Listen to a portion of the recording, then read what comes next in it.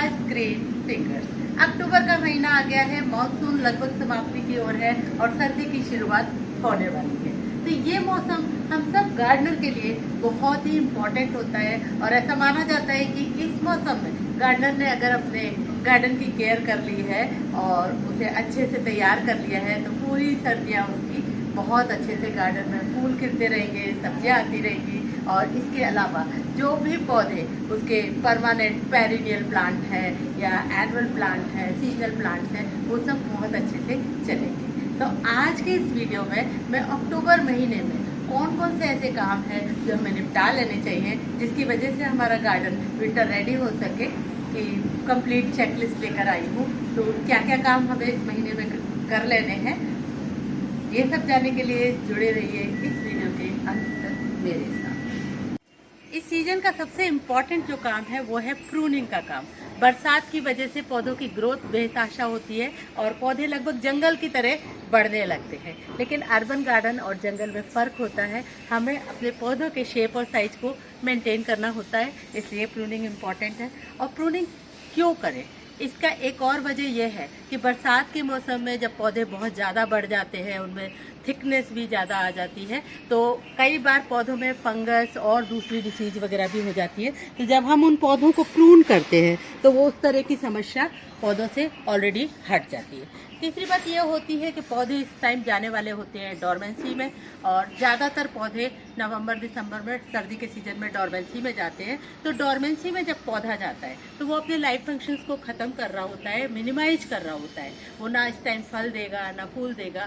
तो ऐसी स्थिति में जब हम प्रून कर देते हैं पौधे को, तो वो प्रूनिंग में उसके बाद हम जब फीड करते हैं पौधे को, तो जितना भी पौधे को लाइफ सपोर्ट मिलता है प्रूनिंग और फीडिंग के थ्रू, वो सारी की सारी वो पौधा अपनी जड़ों को मजबूत करने में लगाता है और अगले सीजन के लिए वो पौधा और अच्छे से तैयार हो जाता है। तो प्रूनिंग इस मौसम का बहुत इम्पॉर्टेंट टास्क है। लेकिन प्रून आप उन पौधों का करिएगा जो डोरमेंसी में जाने वाले हैं। जो पौधे फिलहाल फल दे रहे हैं, फूल दे रहे हैं और अच्छे से बढ़ रहे हैं, उन पौधों को प्रून करने की आपको आवश्यकता नहीं है।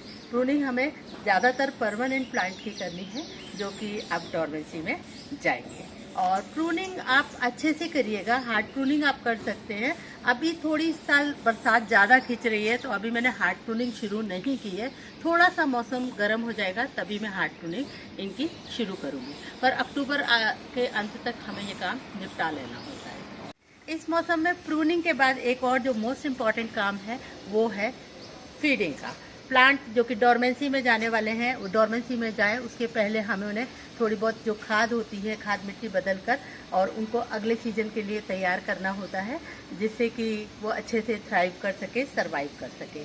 तो इसी मौसम में जब मिट्टी सूख जाती है थोड़ी सी, तब हम पौधे की मिट्टी भी चेंज करते हैं और उसमें जो एडिशनल खाद वगैरह हमें देनी होती है वो इसी मौसम में पौधों को फीड करने का मौसम, सही मौसम ये अक्टूबर का महीना है। अक्टूबर नवंबर तक हम ये काम निपटा लेते हैं। इसके साथ साथ अभी जैसे मैंने बताया है कि विंटर फ्लावरिंग का सीज़न है, विंटर की सब्जियां लगाने का सीज़न है।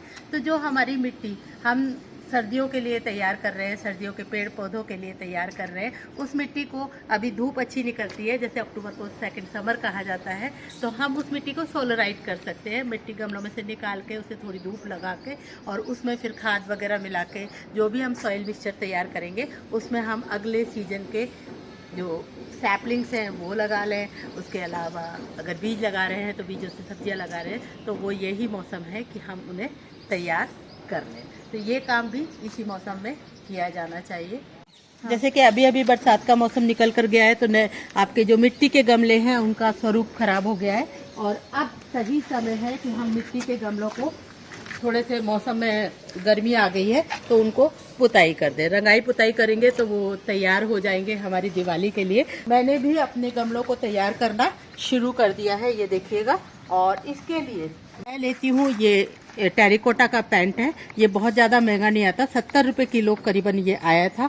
इसे 1 किलो पेंट में 1 लीटर पानी मिलाने के बाद इसे गूंद लेते हैं पहले हम हाथ से, आटे की तरह थोड़ा सेमी लिक्विड। और उसके बाद इसमें करीबन 1 किलो अगर आपने पेंट गूंदा है तो उसमें करीबन 2 से 3 चम्मच हम मिलाते हैं मीठा तेल, खाने वाला तेल मिलाते हैं, और इसके साथ साथ ये चिपका अच्छे से रहे और इसके लिए मैं इस्तेमाल करती हूँ ये आधा कप बाइंडर। तो ये इस तरीके का कुछ घोल बन जाता है, ये देखिएगा।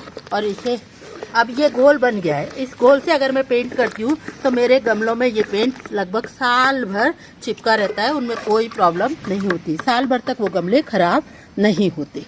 क्रिसैंथेमम एक ऐसा फ्लावर है जो सर्दी में हर गार्डनर लगाना चाहता है, क्योंकि इसमें भर भर के फूल आते हैं और जब फ्लावर बस्ट होता है तो बहुत खूबसूरत लगता है। क्रिसैंथेमम मैंने भी लगाए हैं, ये मेरी नर्सरी क्रिसैंथेमम की तैयार हो गई है।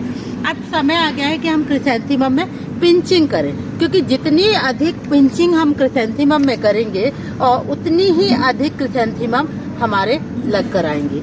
ये देखिएगा, क्रिसैंथेमम में अभी पिंचिंग करेंगे। पिंचिंग करने से जिस जगह से हम पिंचिंग करते हैं उस जगह से, जैसे ही मैंने यहाँ से पिंचिंग करी तो यहाँ से 2 नई ब्रांचेज निकलेंगी और हमारे मम्स घने होते जाएंगे। और जब ये घने होंगे तो जितनी ज्यादा ब्रांचेज होंगी उतनी ज्यादा फ्लावरिंग होगी। क्रिसैंथेमम की मैक्सिमम फ्लावरिंग लेने के लिए आप क्या क्या उपाय कर सकते हैं, इसके 2-3 वीडियो मेरे चैनल पर ऑलरेडी हैं, सभी की लिंक मैं आपको डिस्क्रिप्शन बॉक्स में दूंगी, आप उन्हें जरूर से चेक कर लीजिएगा। और इसके अलावा कॉम्पोस्ट टी या क्रिसैंथेमम के लिए खाद किस तरीके की देते हैं, ये सारे वीडियो मेरे डिस्क्रिप्शन बॉक्स में आपको लिंक मिल जाएगी। इसके साथ साथ हमें क्रिसैंथेमम में ज़्यादा फ्लावरिंग लेने के लिए इनको फीड करना होता है। हर 10वें दिन में इन्हें फीड करती हूँ, और फीड करने के लिए आप NPK 19-19-19 1 चम्मच 1 लीटर पानी में मिलाकर आधा मग्गा पौधों में दे सकते हैं या तो, और अदरवाइज आप कॉम्पोस्ट टी बना सकते हैं, सरसों खली की लिक्विड खाद बना सकते हैं। ये सारी खाद बनाने के तरीके के वीडियो ऑलरेडी मेरे चैनल पर है, लिंक मैं सभी की दे दूंगी, आप उन्हें चेक करिए।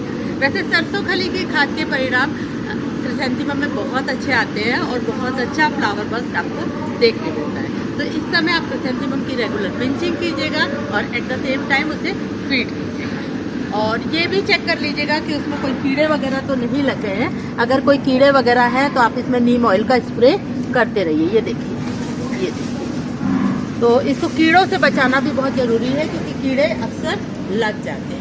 बरसात थोड़ी लंबी खींची है, इसलिए बगीचे में साफ सफाई का काम नहीं हो पाया है, और खरपतवार वगैरह जो भी घास में उग गई है उसको भी साफ करने की अभी ज़रूरत है। तो आप खरपतवार, अगर आपका लॉन है तो उसमें से उखाड़ दीजिएगा। और जो सीजन सर्दी के फूलों को लगाने का है, अभी हमें तैयारी करनी है, लेकिन जब रातें थोड़ी सी ठंडी होने लगेंगी, करीबन दिवाली बाद, तब हम फूलों वाले पौधों की पौध लगाएंगे, जिससे कि वो पौध अच्छे से चल सके। अभी मैंने कुछ पौध लगाई थी, ये टोरोनियम है, तो कुछ तो बहुत अच्छे से चल गई है, लेकिन कुछ पौध अधिक वर्षा की वजह से खराब हो गई हैं। तो अभी हम थोड़ा वेट करेंगे कि मौसम थोड़ा कम हो जाए, उसके बाद ही हम पौध लगाएंगे। और ये मौसम तब होता है जब रातें थोड़ी ठंडी होने लगती है, और दिवाली बाद अक्सर ये सीजन परफेक्ट सीजन होता है कि जब हम पौध लगा लें।